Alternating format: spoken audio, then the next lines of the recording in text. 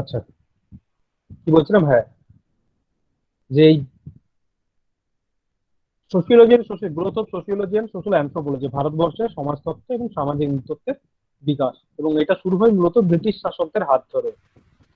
ব্রিটিশরা, এবং তার আগে যেটা বলেছিলাম, যে এই যে পশ্চিমী পুঁজিবাদ এবং তাদের যে সাম্রাজ্যবাদ, এই বিস্তারের ফলে বেসিক্যালি দুই ধরনের সোসাইটি গড়ে উঠেছিল, দুই ধরনের সোসাইটি দেখা যেত। একটা হচ্ছে মডার্ন সোসাইটি, আধুনিক সমাজ, আর একটা হচ্ছে ট্র্যাডিশনাল সোসাইটি লাইক ইন্ডিয়া। অর্থাৎ ভারতবর্ষের মধ্যে কিছু ঐতিহ্যবাহী ট্র্যাডিশনাল সোসাইটি ছিল, ঐতিহ্যবাহী সমাজ ছিল, আর একদিকে ছিল কিছু পশ্চিমী সমাজ, পশ্চিমী উন্নত বা আধুনিক সমাজ। ঠিক আছে? এবং যখন ব্রিটিশরা ভারতবর্ষে আসে, তখন এই পশ্চিমী সমাজের সাথে ভারতীয় ঐতিহ্যবাহী সমাজের একটা এনকাউন্টার হয়, অর্থাৎ একটা মুখোমুখি হয় দুটো সমাজ, এবং তাদের মধ্যে কিছু ক্লাশ দেখা যায়। ক্লাশটা কি দেখা যায় না, এই যে ইন্ডিয়ান সোসাইটি, ভারতীয় সমাজ, তার যে বিভিন্ন সোশ্যাল ইনস্টিটিউশন, তার যে কালচার, তার যে রিচুয়ালস নর্মস, এইগুলো ব্রিটিশদের কাছে পুরোপুরি আনফ্যামিলিয়ার ছিল, ব্রিটিশদের কাছে সম্পূর্ণ অচেনা ছিল, তাদের দেশে এই সমস্ত কিছু নেই। এবং তারা এই ভারতীয় সমাজের এই পিকিউলারিটিসকে, এই এই কি বলবো, যে এই স্বতন্ত্রতা বা এই বৈচিত্র্যতাকে তারা বুঝতে পারেনি, যে এত ধরনের বৈচিত্র্যতা, এত ধরনের ধর্ম, তাদের আলাদা আলাদা ধর্মীয় বিশ্বাস বা ট্রাইবাল সোসাইটি, জাত ব্যবস্থা, এই বাস্তবতাটাকে, এই সংস্কৃতিকে ব্রিটিশরা বুঝতে পারেনি। ক্লিয়ার? এবং তারা এটাও সাথে সাথে এটা উপলব্ধি করেন যে তারা এটা উপলব্ধি করেন যে ব্রিটিশরা যদি ভারতীয় রিয়েলিটিসকে, ভারতীয় সমাজ ব্যবস্থাকে, ভারতীয় সমাজের বাস্তবতাকে, কালচারকে ঠিক মতো বুঝতে না পারে, তাহলে কিন্তু শাসন কার্য চালানো সম্ভব হবে না। ক্লিয়ার? এখানে বলেছে the absence of the proper grab and the appreciation of Indian social realities led to several problems in the colonial administration। অর্থাৎ সমাজ ভারতীয় সামাজিক বাস্তবতা, তার বিভিন্ন ইস্যুস গুলো, এগুলো যদি বুঝতে না পারে, তাহলে তাদের প্রশাসনিক কাজকর্মের ক্ষেত্রে বিভিন্ন অসুবিধা দেখা যাবে। ক্লিয়ার? কারণ তারা ইতিমধ্যে বিভিন্ন সমস্যার সম্মুখীন হচ্ছিল, কারণ তারা বুঝতে পারছিল না যে একটা শ্রেণী, ধরো এই যে আমরা ইতিহাসে পড়েছি না, যে ওই যে বোম বোমের যে বোমার যেটা সেই দাঁতে ছিঁড়ে যে বোমাগুলো ফেলে, ওই বোমার চামড়াটা কোন পশুর চামড়া দিয়ে ওটা হবে, সেটা সেটা নিয়ে একটা বিদ্রোহ দেখা গিয়েছিল। যে গরুর চামড়া ব্যবহার করে হিন্দুরা বিদ্রোহ করছে, হিন্দুরা সেটাকে প্রোটেস্ট করছে, ইংরেজদের সাথে হিন্দুদের একটা মতবিরোধ হচ্ছে। আবার শুয়োরের চামড়া ব্যবহার করলে মুসলিমদের সাথে প্রোটেস্ট হচ্ছে। সুতরাং তারা এই যে পিকুলার সিস্টেমটা, যে একটা কেউ গরুর মাংস খাচ্ছে না, কেউ শুয়োরের মাংস খাচ্ছে না, আবার একটা শ্রেণী এই শ্রেণীর ছায়া স্পর্শ করছে না, এরা যে পুকুরে জল নেই, আর একটা শ্রেণী, আর কিছু দল মানুষ, একটা গোষ্ঠী সেই পুকুরটা ইউজ করছে না। অর্থাৎ এই যে ডাইভার্সিটিস, এই যে বৈচিত্র্যতা, এইটা তারা বুঝতে পারছিল না, এবং তারা উপলব্ধি করেন আমরা যদি বিষয়টাকে ভালোভাবে বুঝতে না পারি, এটা যদি আমাদের কন্ট্রোলে না থাকে, তাহলে আমাদের প্রশাসনিক কাজকর্ম চালানো সম্ভব হবে না। ক্লিয়ার? এবং এই তাগিদ থেকে, এবং এই যে প্রয়োজনীয়তা, ভারতীয় রিয়েলিটিসকে জানা, ভারতীয় বাস্তবতাকে জানা, ভারতীয় কালচারকে জানা, এখান থেকেই তারা সোশিওলজি এবং সোশ্যাল অ্যানথ্রোপোলজির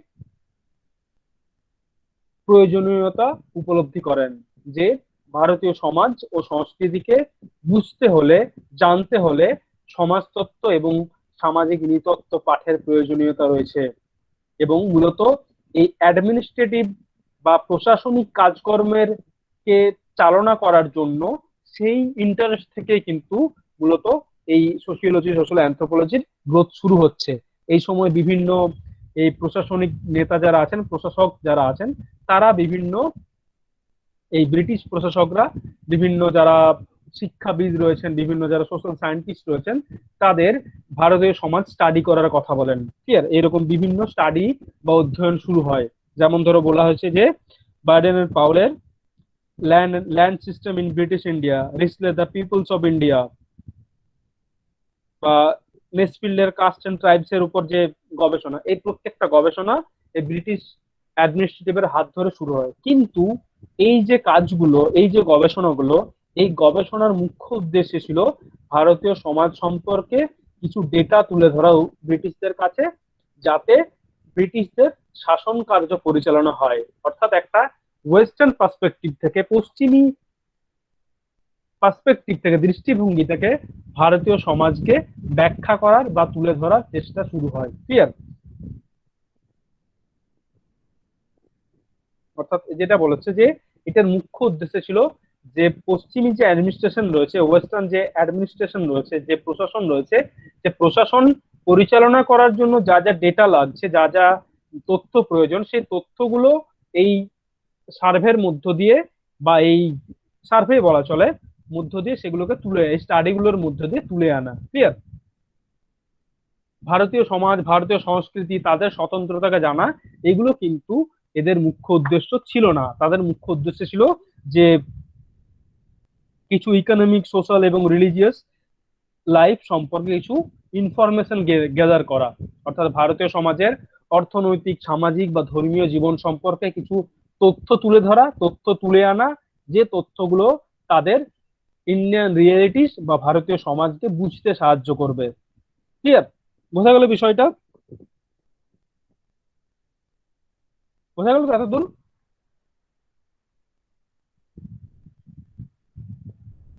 হ্যাঁ বোঝা গেছে। আচ্ছা, এবার হ্যাঁ যেটা স্যার আসছে বোঝা আচ্ছা, গেছে। সেকেন্ড যে পয়েন্টটা, সেকেন্ড পয়েন্ট হচ্ছে indigenous social thought and renaissance. অর্থাৎ এই যে ফার্স্ট যে পয়েন্টটা পড়লাম, এটা হলো যে ব্রিটিশদের বা ঔপনিবেশিকবাদের প্রভাব। অর্থাৎ ভারতীয় সমাজ বা ভারতীয় সমাজতত্ত্ব বা সামাজিক নৃতত্ত্বের বিকাশে ব্রিটিশদের বা উপনিবেশিকবাদের প্রভাবটা কি। উপনিবেশিকবাদের ফলে ব্রিটিশ প্রশাসকরা ভারতে আসে, তারা ভারতীয় সমাজকে বুঝতে পারেনি, ভারতীয় সমাজের এই এই কালচার, এই ডাইভার্সিটিস বুঝতে পারেনি, এবং তারা সাথে সাথে এটা উপলব্ধি করে যে এটাকে না বুঝলে এখানে প্রশাসনিক কাজকর্ম চালানো সম্ভব হবে না। তখন তারা উপলব্ধি করেন এমন একটা বিষয়ের, এমন একটা সাবজেক্টের, যে সাবজেক্টের মাধ্যমে তারা এই ভারতীয় সমাজের অর্থনৈতিক, সামাজিক এবং ধর্মীয় জীবন সম্পর্কে কিছু বেসিক ইনফরমেশন পাবে, যে ইনফরমেশন গুলোর উপর বেশ করে ইন্ডিয়ান রিলেটিভসকে তারা বুঝতে পারবে। এবং সেই তাগিদ থেকে, সেই প্রয়োজনীয়তা থেকে বিভিন্ন সার্ভে, বিভিন্ন স্টাডি করা হয়। যেমন ধরো রিসলের গবেষণা, ব্যাডেন পোলের গবেষণা, নেসফিল্ডের কাস্ট কাস্ট বা ট্রাইব সম্পর্কে গবেষণা, এইগুলো। এবং এই প্রত্যেকটা গবেষণায় কিন্তু ওয়েস্টার্ন পার্সপেক্টিভ থেকে হয়েছে, পশ্চিমী দৃষ্টিকোণ থেকে। ক্লিয়ার? বোঝা গেল? এবং সেকেন্ড যেটা আসছে সেটা হচ্ছে indigenous social thought and renaissance. অর্থাৎ ভারত বিদ্যা। যে এটা ভাবা ভুল হবে যে ভারতবর্ষের যে কোনো ভারতীয় বিদ্যা বা ভারতীয় পদ্ধতি ভারতবর্ষকে জানার জন্য, ভারতের বাস্তবতাকে জানার জন্য কোনো ভারতীয় পদ্ধতি গড়ে ওঠেনি। অর্থাৎ পশ্চিমী দৃষ্টিকোণ থেকে আমি ভারতকে ব্যাখ্যা, শুধুমাত্র ভারতকে ব্যাখ্যা করা যায় এটা নয়। ভারতবর্ষের যে বিভিন্ন স্কলাররা রয়েছেন, বিভিন্ন যে জ্ঞানী ব্যক্তিরা রয়েছেন, বিভিন্ন যে শিক্ষাবিদরা রয়েছেন, তারা ভারতীয় কিছু পদ্ধতির কথা বলেন, ভারত বিদ্যার কথা বলেন, যার দ্বারা ইন্ডিয়ান রিয়েলিটিসকে ব্যাখ্যা করা যাবে। ক্লিয়ার? বা ভারতীয় সমাজ, ভারতীয় সমাজের বিভিন্ন সমস্যা, সেগুলো জানা যাবে, সেগুলোকে ব্যাখ্যা করা যাবে। ক্লিয়ার? এবং এই যে 19th সেঞ্চুরিতে যে ভারতীয় রেনেসাঁ শুরু হয়, সেখানে কিছু সংস্কার, সামাজিক সংস্কার শুরু হয়। ক্লিয়ার? যেমন ধরো, এবং এটাকে বলা হচ্ছে মূলত ইন্ডিজেনিয়াস সোশিওলজিক্যাল ইমাজিনেশন, ভারতীয় সমাজতাত্ত্বিক কল্পনা শক্তি। অর্থাৎ ভারতীয় দৃষ্টিকোণ থেকে একটা সমাজতাত্ত্বিক কল্পনা শক্তির বিকাশ, যে কল্পনা শক্তিটার ফলে ভারতীয় দৃষ্টিকোণ থেকে ভারতবর্ষকে ব্যাখ্যা করা হবে। ভারতীয় দৃষ্টিকোণ থেকে ভারতীয় সমাজ, ভারতীয় সমাজের অর্থনৈতিক, সামাজিক, ধর্মীয় জীবন, এই সমস্তটাকে ব্যাখ্যা করা হবে। ক্লিয়ার?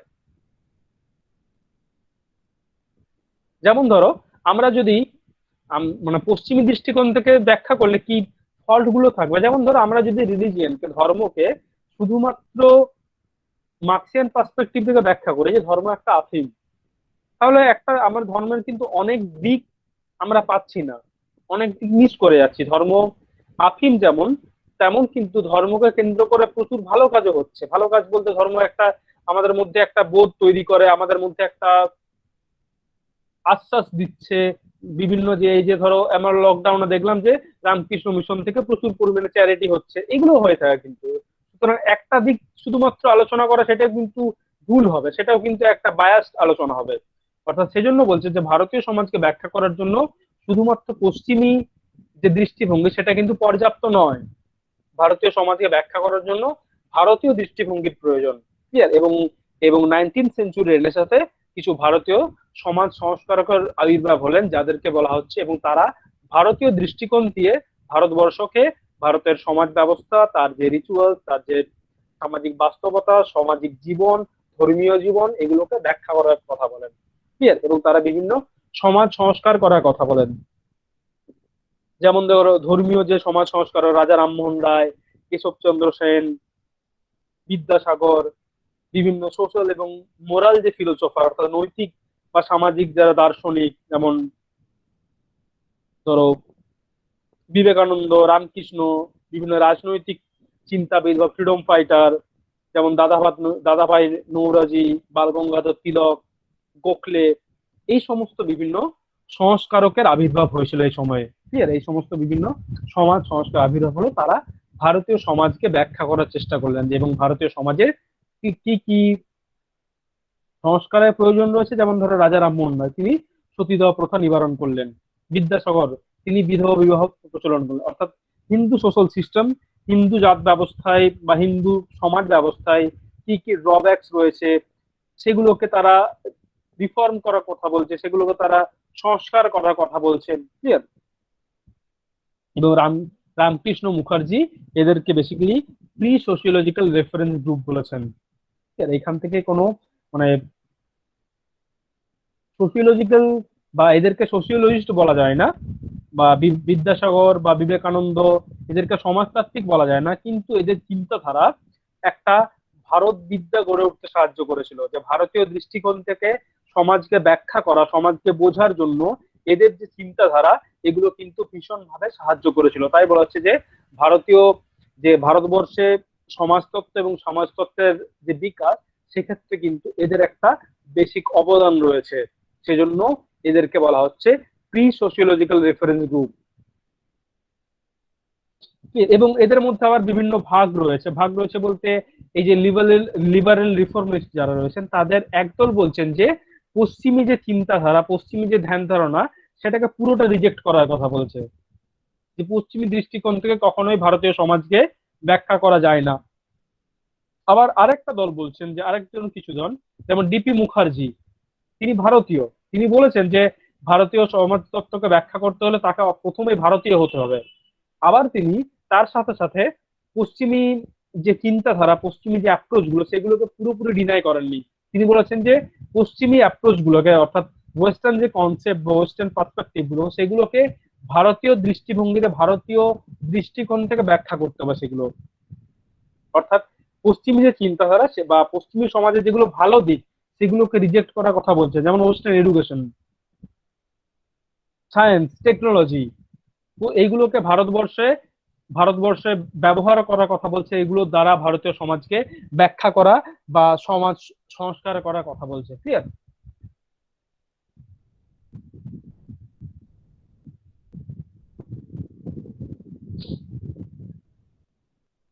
বোঝা গেল? অর্থাৎ এই যে ইন্ডিজেনিয়াস বা প্রি সোশিওলজিক্যাল ইন্টেলেকচুয়াল ট্রেডিশন রয়েছে, এগুলোতে কিন্তু কোনো প্রফেশনালাইজেশন হচ্ছে না বা কোনো প্রাতিষ্ঠানিকরণ সোশিওলজির হয়নি, কিন্তু ভারতীয় সমাজ ব্যাখ্যার ক্ষেত্রে একটা গুরুত্বপূর্ণ ভূমিকা এদের রয়েছে। ক্লিয়ার? এবং এদের সাথে এই যে আমরা প্রি সোশিওলজিক্যাল রেফারেন্স গ্রুপ বললাম, যে বা প্রথম দিকে যে ইন্ডিয়ান রেনেসার রয়েছে, এদের সাথে একটা ন্যাশনাল মুভমেন্টের একটা কিন্তু যোগাযোগ রয়েছে। এই ন্যাশনাল মুভমেন্টও কিন্তু ভারতবর্ষে যে ইন্ডিজেনিয়াস সোশিওলজিক্যাল বা থট বিকাশের ক্ষেত্রে, ভারতীয় সমাজতাত্ত্বিক চিন্তাধারা এটা বিকাশের ক্ষেত্রে কিন্তু ন্যাশনাল মুভমেন্টের বা এই ইন্ডিয়ান ন্যাশনাল মুভমেন্টের একটা গুরুত্বপূর্ণ ভূমিকা রয়েছে। স্বাধীনতা সংগ্রাম এর একটা ভূমিকা রয়েছে, কারণ হচ্ছে ইন্ডিয়ান ন্যাশনাল মুভমেন্ট আমাদের মধ্যে একটা ন্যাশনাল আইডেন্টিটিস গড়ে তুলেছে, আমাদের মধ্যে একটা জাতীয় চেতনা গড়ে উঠেছে যে আমরা ভারতীয়। এই চেতনাটা বা এই এই স্বাতন্ত্রতা বা এই চেতনা যে আমরা ভারতীয়, এই বোধটা কিন্তু অত্যন্ত ইম্পর্টেন্ট, যে কলোনিয়ালিজমের রিয়াকশন হিসাবে, অর্থাৎ পশ্চিমী যে পুঁজিবাদ তারা যে ভারতীয় সমাজকে পুরোটাকে কন্ট্রোল করার চেষ্টা করেছিল, পুরো সমাজটাকে তাদের যে চিন্তাধারা, তাদের যে মূল্যবোধ, সেটা যে আমাদের উপর চাপিয়ে দেওয়ার চেষ্টা করেছিল, সেটা রিয়াকশন হিসাবে কিন্তু এই আমরা ভারতীয়, ভারতীয় মূল্যবোধ, ভারতীয় সংস্কৃতিকে প্রচার করা বা এটাকে অনুশীলন করা একটা অত্যন্ত গুরুত্বপূর্ণ হয়, যেটা কিন্তু ভারতীয় ইন্ডিয়ান ন্যাশনাল মুভমেন্টের দ্বারা গড়ে উঠেছিল। অর্থাৎ এই সময় যে বিভিন্ন স্বাধীনতা সংগ্রাম বা স্বাধীনতা সংগ্রাম আন্দোলনগুলো, এগুলো কিন্তু আমাদের মধ্যে সেই জাতীয়তা বোধের উন্মেষ ঘটায়, যে জাতীয়তা বোধটা পশ্চিমী যে সাম্রাজ্যবাদী চিন্তাধারা, সেটা রিয়াকশন হিসাবে গড়ে উঠেছিল। বোঝা যাচ্ছে বিষয়টা? এবং এখান থেকে মূলত ধীরে ধীরে সোশিওলজির যাত্রা শুরু হচ্ছে, এবং সোশিওলজির যে ইনস্টিটিউশনালাইজেশন, অর্থাৎ যে প্রতিষ্ঠানীকরণ, সেটাকে আবার দুটো ফেজে ভাগ করা হচ্ছে। একটা হচ্ছে 1950-এর আগে, আর একটা হচ্ছে 1950-এর পর। ক্লিয়ার? আমি আরেকবার দেখে নিই যদি কোনো জায়গায় মিস হচ্ছে। হুম। এবং যেটা বলছিলাম যে আরেকটা ইয়ে রয়েছে, যে ইন্ডিওলজিক্যাল যে অ্যাপ্রোচ গুলো, অর্থাৎ ভারতীয় যে অ্যাপ্রোচ গুলো রয়েছে ভারতীয় সমাজকে ব্যাখ্যা করার জন্য, এদের একটা বলছেন যে Indian society and culture are unique, ভারতীয় সমাজ, ভারতীয় সংস্কৃতি ইউনিক, এবং এটা contextual. Specificity of Indian social realities could be grasped better through the text, অর্থাৎ ভারতীয় সমাজ বা ভারতীয় সমাজ ব্যবস্থা, কালচার, এগুলোকে আরো ভালোভাবে বোঝা যাবে আমরা যদি টেক্সট পড়ি। অর্থাৎ প্রাচীন যে ধর্মগ্রন্থ, যে স্ক্রিপচার গুলো রয়েছে, সেইগুলো যদি আমরা ভালোভাবে স্টাডি করি, তাহলে কিন্তু আমরা রিয়েলিটি সম্পর্কে আরো ভালোভাবে জানতে পারবো। আমরা মহাভারত পড়লে কাস্ট সিস্টেম ভালোভাবে বুঝতে পারবো, ভারতীয় তৎকালীন ভারতীয় রাজনীতি সম্পর্কে জানতে পারবো। ক্লিয়ার? যে এবং তাই বলছে যে প্রাচীন যে টেক্সট গুলো রয়েছে, বেদ, উপনিষদ, রামায়ণ, মহাভারত, এইগুলো পড়লে কিন্তু আমরা ইন্ডিয়ান রিয়েলিটিস বা ইন্ডিয়ান কালচার সম্পর্কে জানতে পারবো, কারণ ইন্ডিয়ান কালচার হচ্ছে ইউনিক কালচার। ইন্ডিয়ান কালচারকে বোঝার জন্য, অর্থাৎ ভারতীয় সংস্কৃতিকে কখনোই পশ্চিম দৃষ্টিকোণ থেকে বোঝা যাবে না, তাকে বোঝার জন্য ভারতের প্রাচীন টেক্সট পড়তে হবে।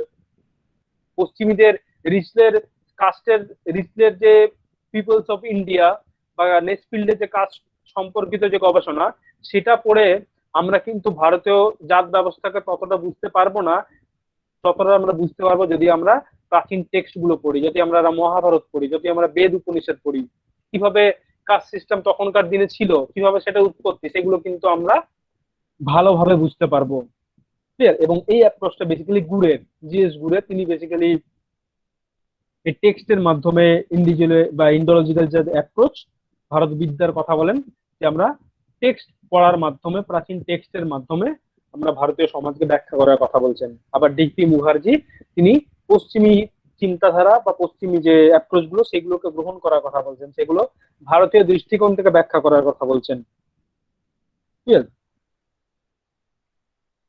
এবং যে প্রাতিষ্ঠানিকরণ, সেটাকে আবার দুটো দুটো ফেজ রয়েছে, একটা 1950-এর আগে, একটা 1950-এর পর। প্রাতিষ্ঠানিকরণ বলতে কিভাবে কলেজ, ইউনিভার্সিটিতে চালু হচ্ছে সোশিওলজি পড়ানো, পঠন পাঠানো শুরু হচ্ছে, বিভিন্ন রিসার্চ শুরু হচ্ছে। ঠিক আছে?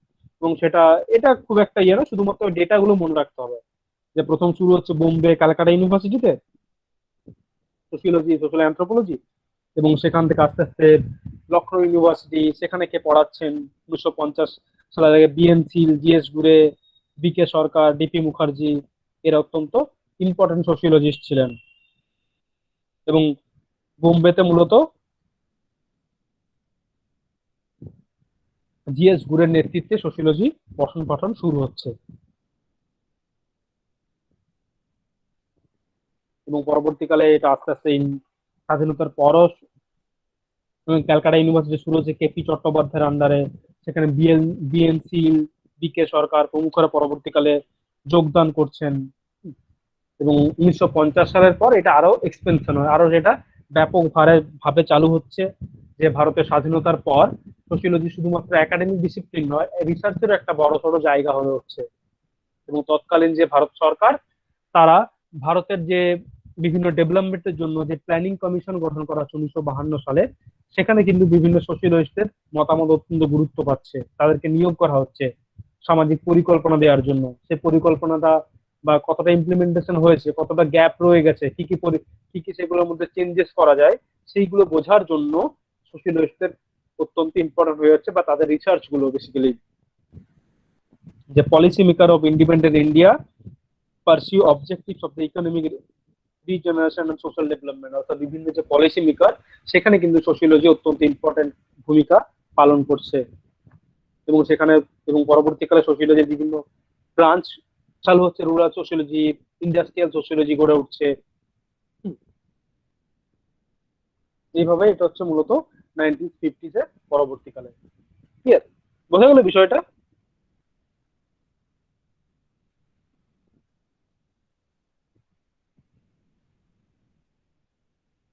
বলো যদি কারো বুঝতে না পারো।